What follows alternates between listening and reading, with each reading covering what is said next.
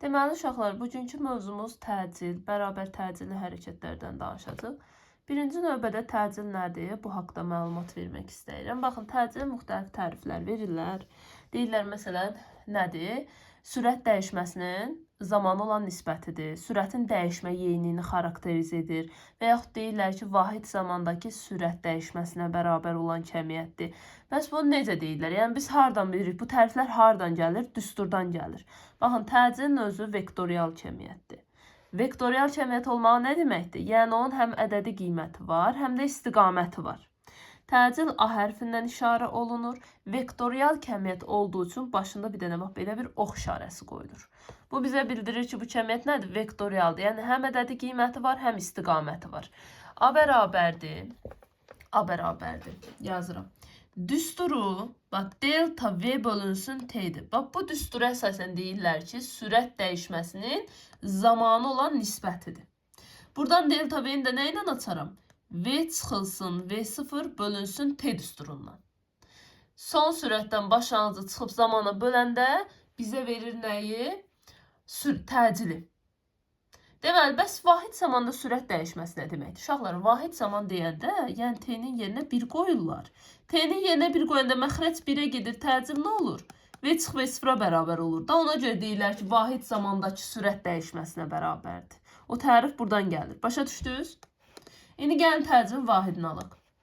A bərabərdir. Sürətin vahidi nə idi? Metr bölünsün saniyə. Zamanın vahidi nədir məxrəcdə? Saniyə. Onda saniyəni saniyəyə vursam təcilin vahidi nə olar? Metr bölünsün saniyə kvadratı. Aydın oldu, təcilin vahidi hardan gəlir? Düsturundan. Deməli, təcil A hərfindən işarə olunur. Düsturu delta V bölünsün T'dir. Vahidi metr bölünsün saniyə kvadratıdır. Təcili də akselerometr adlanan cihazla ölçürük. Akselerometr. Sürəti spidometrlə ölçürük, təcili isə akselerometrlə. Aydın oldu, bura qədər. Gələk indi bərabər təcilli hərəkətə. Qrafiklərə də gələcəm. Hələ bundan tanış olaq. Baxın uşaqlar, bərabər təcilli hərəkət nədir? Bax, bərabər sürətli hərəkət nə idi? Deyirdik ki, sürətin qiymət və istiqaməti sabit olur. Düz xətli bərabər təcilli hərəkət isə təcilin qiymət və istiqaməti sabit olur. Yəni dəyişmir. Zaman keçsə də təcilin qiymət və istiqaməti sabit qalır. Bununla necə göstəririk? A başında ox bərabərdir konstant. Yəni bu o deməkdir ki, bu təcilin qiymətli istiqaməti də sabitdir. Amma sizə məsələn təcili modul da versə, desə modulda bərabər konstant. Bu o deməkdir ki, burada təcilin istiqaməti dəyişibdir. Bu çevrədə olur. Təcil sabit olur, ancaq qiyməti sabit olur, istiqaməti dəyişir. Modulda niyə göstərirlər? Çünki istiqamət dəyişəndə kəmiyyət mənfi ola bilir. Moduldan verirlər ki, yəni o mənfidən müsbət olsun. Moduldan müsbət çıxsın. Amma burada istiqaməti dəyişmədiyi üçün elə necə göstərilir? Bax, bu formada. A bərabər konstant. Düz xətli bərabər təcilli hərəkətdir. Deməli, bərabər təcilli hərəkətdə nə olur? Zaman keçikcə təcil dəyişmir. Onda təcilin zamandan asıllığını çəkəndə necə çəkməliyəm? A-nın T-dən asılı, bax belə. Sabit qalır, konstant, dəyişmir. Zaman keçikcə 5 saniyədən sonra da, 20 saniyədən sonra da təcil neçədirsə elə də qalır. Artmır, azalmır. Bərabər təcilli hərəkətin özünün 2 növü var. Hansınlardır bunlar? Baxaq. Bərabər yeyinləşən, bir də bərabər yavaşlayan. Uşaqlar, birinci adını təhlil edək. Yeyinləşən nədir? Yeyinləşir. Yəni, getdikcə neynir? Sürətini artırır. Yavaşlayan nədir? Yavaşlayır. Getdikcə yəni neynir? Sürətini zaman keçdikcə azaldır. Bunu bildik mi? İndi gələk görək, bəs biz bunları necə seçirik? Uşaqlar, yeyinləşən və yavaşlayan hərəkəti seçərkən biz təcillə sürətin işarələrinə baxırıq. Əgər bax, sürətlə təcilin işarəsi və istiqaməti eynidirsə, eyni, yəni ya hər ikisi müsbət, ya da hər ikisi mənfidirsə, ya hər ikisi sağa doğru gedir, ya da ikisi də sola doğru gedirsə, bu bərabər yeyinləşən hərəkətdir. Məsələn, sürət də müsbətdir, təcil də müsbətdir. Deyirəm, yeyinləşəndir. Deyir, sürət mənfidir, təcil də mənfi olmalıdır. Onda yeyinləşən olur. Yəni, siz bu mənfini görüb düşünməyin ki, birdən yavaşlayan olar. Əgər hər ikisi də mənfidirsə, deməli o yeyinləşəndir. Və yaxud, tutaq ki, sürət bu istiqamətdə gedir, Yeyinləşən olması üçün təcil də elə sürətlə eyni istiqamətdə yönəlməlidir.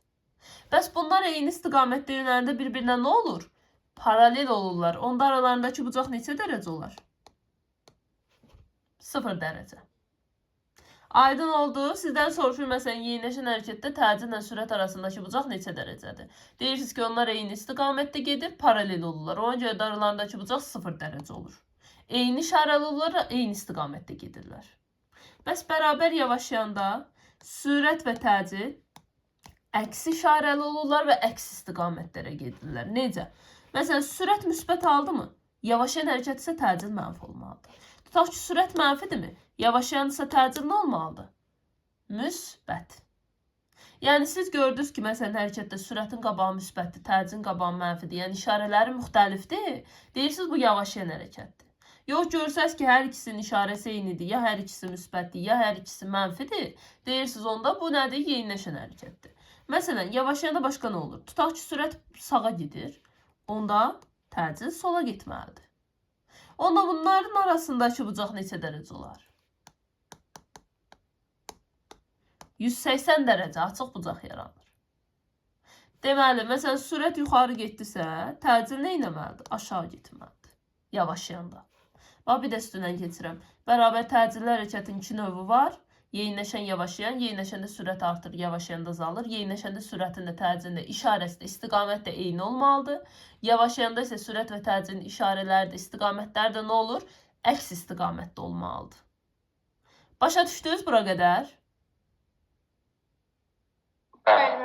Aha. İndi bax, bunları biz qrafikdə seçmək var bir də. İndi tənlikdə asandır, işarələrinə görə tapmaq olur. Qrafikdə necə tapacaq ki, məsələn, bu hərəkət yeyinləşəndirmi? Bu hərəkət yavaşlayandırmı?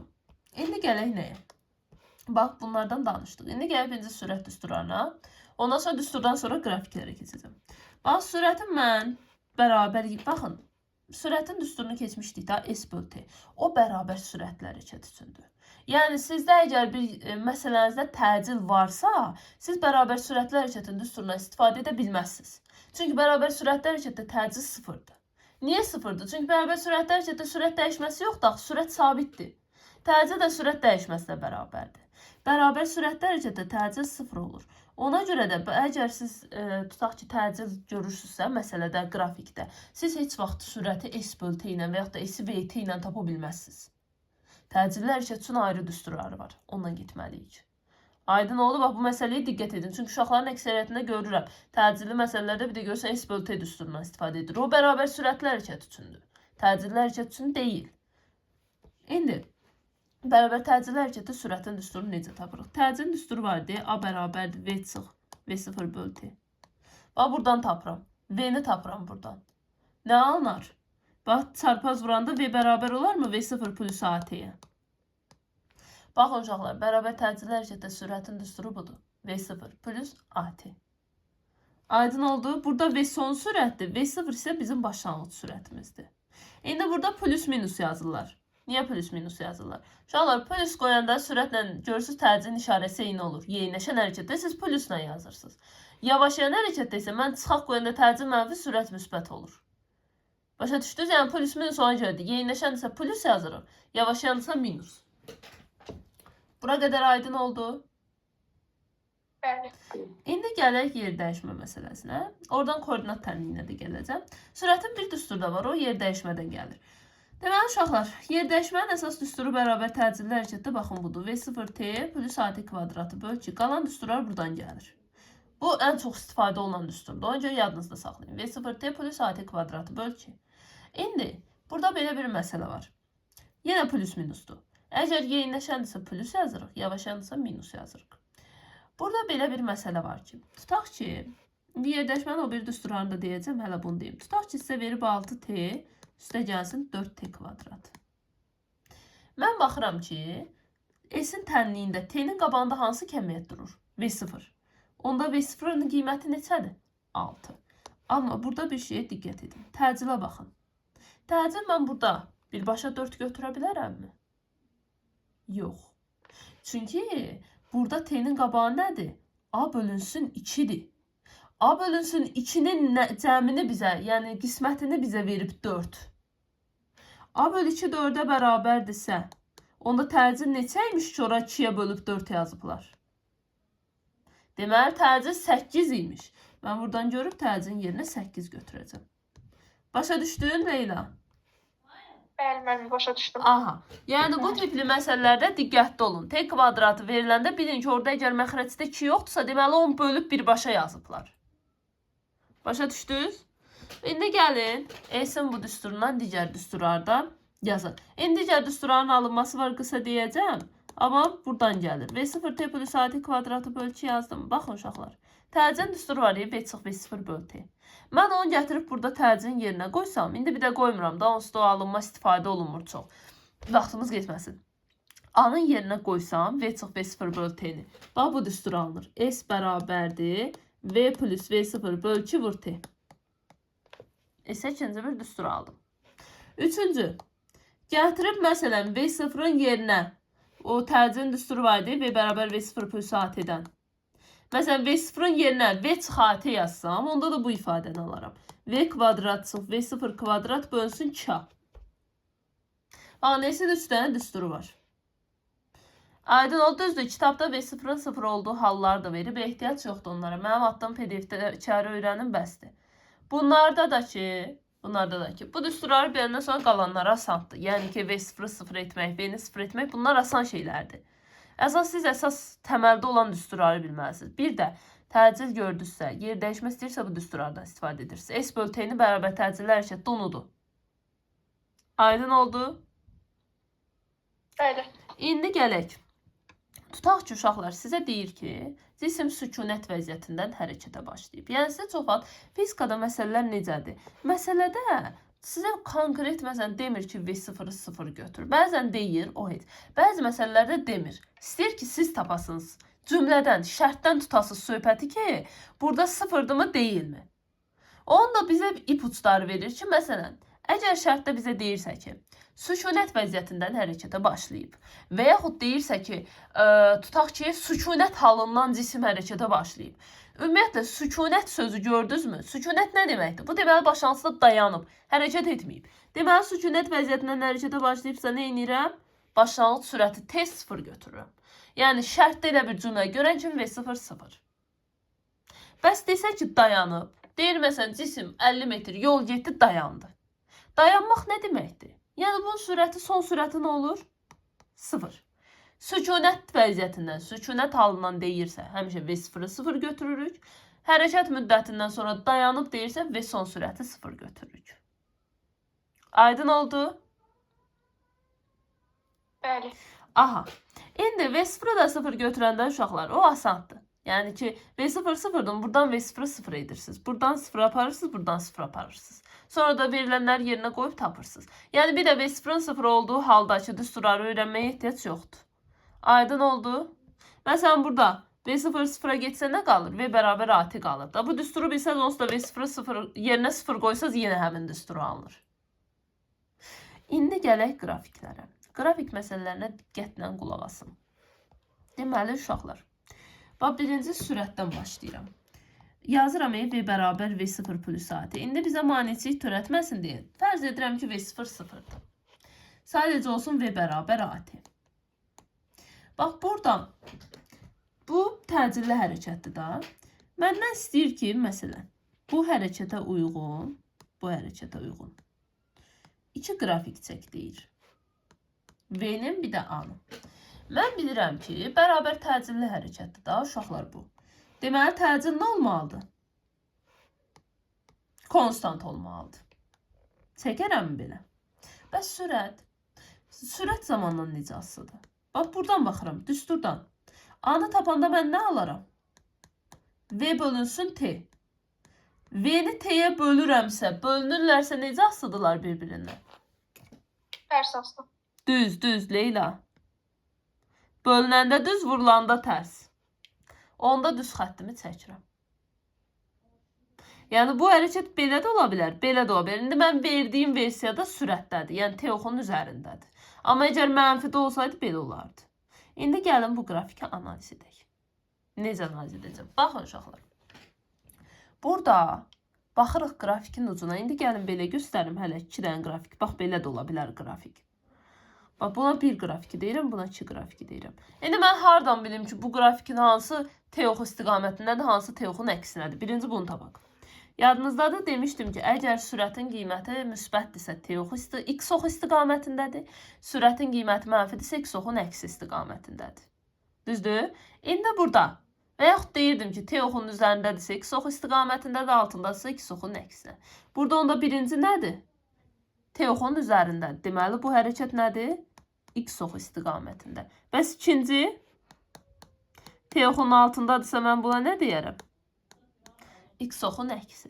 İndi gəlin tapaq görək, yeyinləşəndir, yavaşayandır. Bunu necə tapırıq? Çox asan bir qaydası var. Qrafikə baxırsınız. Əgər qrafik T-oxundan uzaqlaşırsa, getdikcə, bu yeyinləşən hərəkətdir. Yox, görürsünüzsə ki, yaxınlaşır, deməli, yavaşayan hərəkətdir. Bax, baxıram. Bu qrafik uzaqlaşırmı, yaxınlaşırmı? Getdikcə, bax, bu T-oxundan. Hə? Uzaqlaşırsa, deməli, nədir? Yeyinləşən. Bəs ikinci də getdikcə nə edir T-oxuna? İkinci qrafik. Yaxınlaşırsa nədir? Bərabər yavaşlayan. Aydın oldu. Bax, bütün qrafiklərdə bunu edə bilərsiniz. S-in T-dən asıllığında da edəcəyik bunu. Əgər qrafikin ucu uzaqlaşırsa, yeyinləşəndir, yaxınlaşırsa, yavaşlayandır. İndi gəlin buradan sürət təcil işarəsində tapaq. Baxın. Bu qrafik dedik nədir? X-oxu istiqamətdədir da. X-oxu istiqamətində olanda sürət müsbət olur, mənfi? Müsbət. Müsbət. İndi yeyinləşəndirsə təcil nə olmalıdır işarəsi? Müsbət. O da müsbət. Çünki yeyinləşən hərəkətdə dedik ikisinin də işarəsi eyni olmalıdır. Gələk ikinciyə. Bu X-oxun əksi nədir? Sürət nə olacaq? Mənfi. Mənfi. Onda yavaşayandır, təcil nə olar?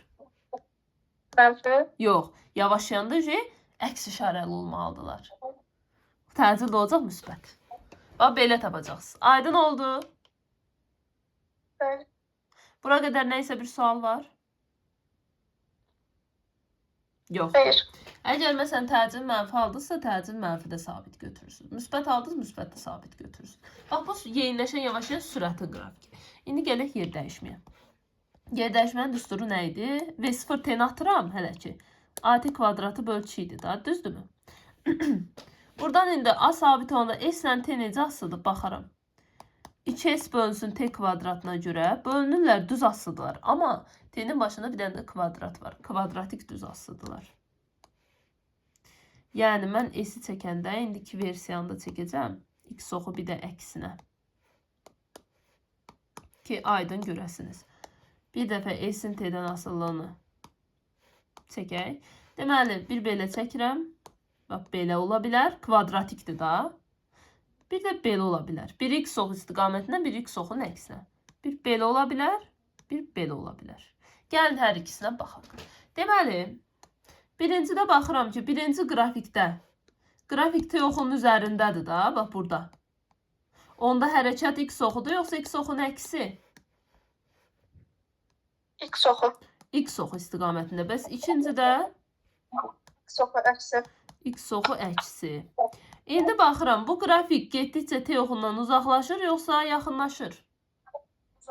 Uzaqlaşırsa nədir? Yeyinləşən. Bəs bu? O da uzaqlaşır, o da yeyinləşən. Bəli, o da. Yəni, uşaqlar, bunu çəkməkdə məqsədim nədir? Yəni, uşaqlar bəzən düşünür ki, elə onda yeyinləşən ancaq X-oxu istiqamətində olur. Xeyr, X-oxun əksinə də yeyinləşən ola bilər. Fərqi yoxdur. İstəyir T-oxunun üzərində olsun, istəyir T-oxunun altında olsun. Əgər qrafik T-oxundan uzaqlaşırsa, yeyinləşəndir. İndi gəlin buna baxaq. Bax, burada da yenə bu T-oxunun üzərindədir X-oxudur. Bu T-oxunun altındadır nədir? X-oxu əksi. İndi baxıram, burada qrafik getdikcə nə edir? Yaxınlaşırsa əgər. Yavaşayan da onda deməli, yaxınlaşır, yavaşayan. Bəs digəri? O da yaxınlaşır, yavaşayandır. O da bərabər yavaşlayandır. Deməli, onda necə oldu? Görürsünüz, V-nin düsturu kimi. Əgər məsələn, sürəti belə S-i... Bir dəqiqə, kimsə gəldi.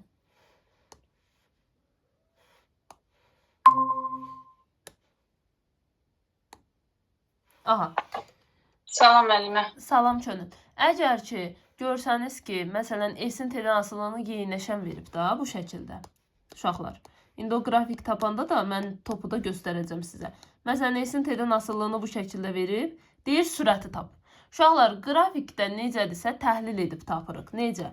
Bax, birinci baxıram ki, hərəkətim hansı istiqamətdədir? Yəni, mənə verdiyi qrafikdə buna uyğun deyir, sürəti tap.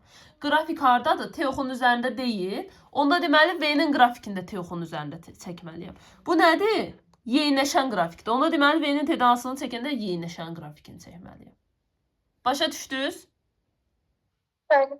Məsələn, bunun ucunu verib belə. Düz xət. Düz xət nədir? Bərabər sürətli hərəkətdə olur. Yeyinləşəndə olmur, yavaşlayanda olmur. Düz xət gördünüz, S-in T-dən asılı. Bu bərabər sürətli hərəkətdə. Onda sürət nə olmalıdır? Sabit. Aydın oldu? Məsələn, gördünüz, qrafik belədir. Deməli, mən V-nin qrafikini tapanda ona uyğun T-oxun altına baxmalıyam. T-oxun altında özdə necə qrafikdir bu? Yaxınlaşır, yavaşlayan. Onda deməli, T-oxun altında bax, belə çəkməliyəm. Yavaşlayan qrafiki. Aydın oldu? Bax, bu şəkildə. İndi yer dəyişmə qrafikində bir dənə xüsusi hal var. Onu deyəcəm. Baxın, uşaqlar bəzən qarışdırır. Sürətdə yoxdur. Heç bir qrafikdə yoxdur. Bircə S-in, bir də X-in. Çünki S ilə X-in qrafikləri eyni olur həmişə, koordinatın. Bu məsafənin qrafikində belə bir qayda var ki, əgər sizə tutaq ki, qrafiki sıfırdan başlamayan hal üçündür bu. Məsələn, S-in və yaxud da X-in T-dən asıllığını verib bu şəkildə. Siz qrafikə baxırsınız ki, qrafik sıfırdan mı başlayıb? Sıfırdan başlasa əgər, problem yoxdur. Bayaq göstərdiyimiz qaydada adlandırırsınız, yaxınlaşırsa yeyinləşən, uzaqlaşırsa yavaşlayan. Amma belə bir istisna var ki, əgər S-in T-dən asıllığı verilibsə və qrafik sıfırdan deyil, müəyyən bir qiymətdən başlayıbsa, mütləq biz onu sıfırdan təzədən çəkəndən sonra adlandırmalıyıq. Yəni, o qrafiki biz sıfırdan çəkib, ondan sonra adlandırmalıyıq. Məsələn, mən bu qrafiki görən kimi qaydanı bilməsəm nə deyərəm? Deyərəm, yaxınlaşıb yavaşlayandır. Amma elə deyil. Bu qrafik bizim xüsusi halımızdır. Baxın, nədir burada? Sıfırdan başlamayıb. Mən bu qrafiki nə edəcəm? Eynisini sıfırdan çəkirəm. İndi bax, bu sıfırdan çəkdiyim qrafiki adlandırıram. Bu qrafik nədir? X ox əksinə uzaqlaşır deyə nədir? Bərabər yeyinləşir. Ondan sonra buna uyğun mən düsturarcam, sürətin qrafikini tapıram. Məsələn, başqa cür də verə bilərəm. Mən bunu təmizləyim. Məsələn, verək belə. Bax, belə verirəm. İndi bunu mən nə edirəm? Görürsünüz, sıfırdan başlamayıb. Mən nə edirəm? Bu qrafiki sıfırdan çəkirəm, bax bu formada. Onda bu nədir? X ox istiqamətində yavaşlayan qrafikidir. Aydın oldu? Baxın, başqa sürətdə falan tətbiq etməyirik. Sürət sıfırdan başlamaya bilər. Necədirsə elə adlandırırıq. Yəni, da sizə sürəti məsələn belə verib, məsələn belə, V-nin T-dən asıllığını bu şəkildə verib, siz bunu gətirib sıfırdan çəkə bilməzsiniz. Necədir elə adlandırmalısınız. Bu nədir? Yavaşlayandır da. Yavaşlayandır deyirsiniz X ox istiqamətində. Amma yer dəyişmədə bunu edə bilmərik. Əgər qrafik sıfırdan başlamayıbsa, mütləq onu sıfırdan təzədən çəkməliyik. Aydın oldu? Bax, bu da bizim qrafiklərimiz. Bir də bir şey deyim. Məsələn, sizə belə bir qrafik də verə bilər. Məsələn, S-in və yaxud da X-in zamandan asıllığını sabit. Bu nə deməkdir? Əgər məsafə sabitsə, deməli, cisim ümumiyyətlə hərəkət etmir. Hərəkət yoxdur deməkdir bu. Sürət onda nə olar? Sürətdir, təcil damsı sıfır olar. Aydın oldu? Əgər S zamandan asıdır, S-in sabit olmağı nə deməkdir? Yəni ki, məsafə sabitdir, dəyişmir. Cisim 20 metrdirsə, elə 20 metrdə də qalıb. Tərpənməyibdir. Bu deməkdir. Aydın oldu. İndi gəlin bərabər təcilli hərəkətdə koordinat tənliyini alaq. Baxın. S-in düsturu nə idi yer dəyişmənin? X0 deyildi. İndi mən buradan alıram. X-i tapıram. Alınırım X0 üstə gəl S. S-i də mən təcilli hərəkətdə öyrəndiyim düsturu yazıram. Baxın, bərabər sürətli hərəkətdə S-in yerinə VT yazmırdım. Olurdu X0 üstə gəl VT. Bu bərabər sürətli hərəkətin tənliyidir. İndi bərabər təcildə də nə edirəm? S-in yerinə öyrəndiyim düsturu yazıram. V0T plus AT kvadratı bölünsün 2. Görürsünüz, bax, bərabər təcilli hərəkətində düsturunu aldım. Yəni, şərt deyil təkcə bu düsturu qoyasınız. Gətirib o v kvadrat v 0 kvadrat bölü 2-ni da qoya bilərsiniz. V plus v 0 bölü 2 vur t-ni də qoya bilərsiniz. Fərqi yoxdur. Aydın oldu. Sonra demək olar ki, dərsin əsas hissəsi getdi. Bir-iki dənə qısa qeydlərimiz var, onlara baxaq. Məsələn, uşaqlar, belə bir şey var ki, əgər sizə S-in T-dən, daha doğrusu V-nin T-dən asıllıq qrafiki veriləndə, məsələn, belə verilib və yaxud üçbucaq formasında verilib, V-nin T-dən asıllıq qrafiki veriləndə S-i fiqurun sahəsindən tapırsınız. Yəni, grafikin altda qalan fiqur nədirsə, o fiqurun sahəsini tapanda elə siz S yer dəyişməsinizi və yolu tapırsınız. Aydın oldu. Sonra, məsələn, yol həmişə bilirik ki, müsbət olur da. Yolun qrafikini çəkəndə, əgər sürət T-oxun altında belə olsa, sürət mənfi belə olsa, biz yolun qrafikini çəkəndə həmişə müsbətdə çəkirik. Çünki yol nə olur? Mənfi qiymət ala bilməz. Ona görə. Hansı qrafikdirsə, x-oxun əksinə yavaşayandır mı? Biz onu yol üçün çəkəndə x-ox istiqamətində, yəni müsbətdə çəkməliyik həmişə. Çünki yol mənfi qiymət ala bilməz. O mənfidə çəkdiyimiz qrafiklər var, S-in qrafikləri. Onlar hamısı yer dəyişmənin qrafikidir. Başa düşdünüz? Sonra, orada var n-ci saniyədə gedilən yol düsturu. N-ci saniyədə gedilən yol düsturu S-indir. S-in bərabərdir V0 plus minus A vurulsun 2n çıx 1 bölünsün 2 düsturundan tapılır. İndi bu n-ci saniyədə gedilən yol nədir uşaqlar? Məsələn, tutaq ki, belə bir yolumuz var. Deyirəm ki, bu yolda 3 saat zaman sərf etmişəm. Yəni 3 saniyə deyirəm. Birinci saniyədə buranı getmişəm. İkinci saniyədə bax bu qədər məsafəni getmişəm. Üçüncü saniyədə də bu qədər. Düzdür? Məsələn, sizə desək ki, 3 saniyə ərzində nə qədər yol gedib? 3 saniyə ərzində getdiyi yol deyəndə bu məsafənin hamısı nəzərdə tutulur uşaqlar. 3 saniyə deyəndə bax bu məsafənin hamısı nəzərdə tutulur. Amma desək ki, məsələn, ikinci saniyə ərzində nə qədər yol gedib? İkinci saniyədə getdiyi yol tap. Bu bilsəniz nə deməkdir? Yəni deyir ki, o birləri nəzərə alma. Yalnız ikinci saniyədə nə qədər yol gedib? Bax bu hissəni tap. Yəni, n-ci saniyəni tapanda biz həmin saniyədə getdiyi yol tapırıq. Yəni, qalan o zaman anlarını nəzərə almırıq. Məsələn, 3-cü saniyə deyirsə, yalnız 3-cü saniyədə getdiyi yol tapmalıyıq. Başa düşdünüz? Əgər 3 saniyə ərzində, 5 saniyə ərzində deyilsə, biz adi V0 t-üstəgəl ati kvadrat bölü 2 ilə gedirik. Amma desək ki, məsələn, 2-ci saniyədə getdiyi yol, n-ci saniyədən də yalnız həmin saniyədə getdiyi məsafəni tapmalıyıq. Başa düşdünüz? 2-ci saniyə, 3-cü saniyə deyəndə də onları gətirib n-in yerinə qoyuruq. Elə tapırıq. Aydın oldu? Bəli. Bax, bu şəkildə. Bir də orada istiqamət dəyişmə məsələsi var. Onu da deyim.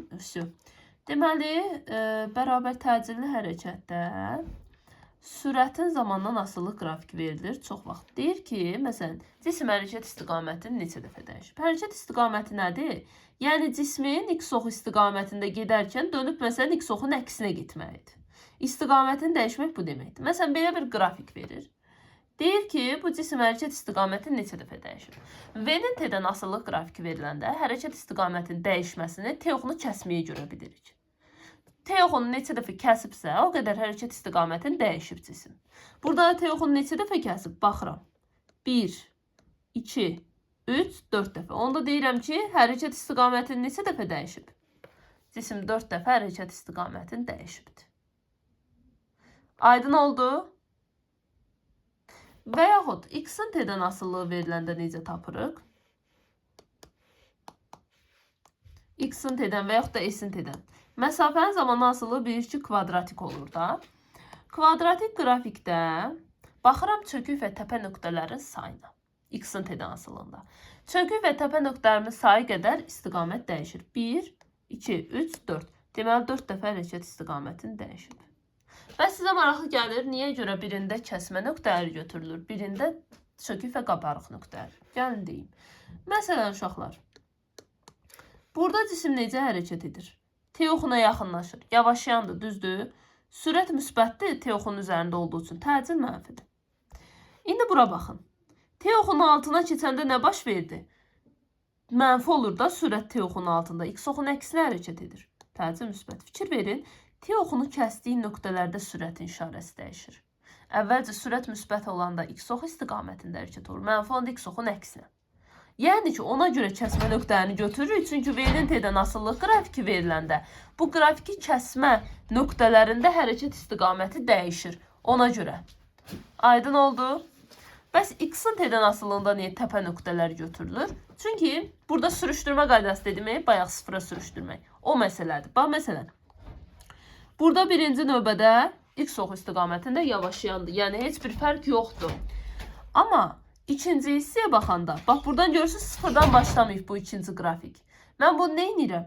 Sıfırdan yenidən çəkirəm. Çəkəndə nə olur? X oxunun əksinə.